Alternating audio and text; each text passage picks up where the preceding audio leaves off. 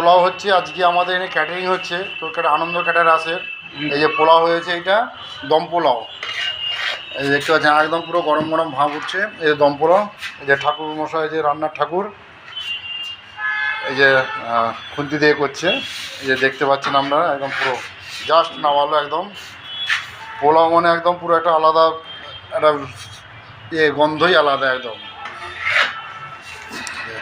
Ready হয়ে গেছে পোলাও। এটা পোলাওর সঙ্গে আছে আলু ফুলকপির তরকারি, একদম কষা কষা করেছে।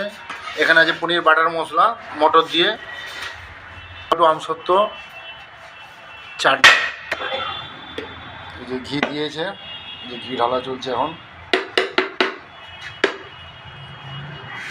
এটা দম পোলাও।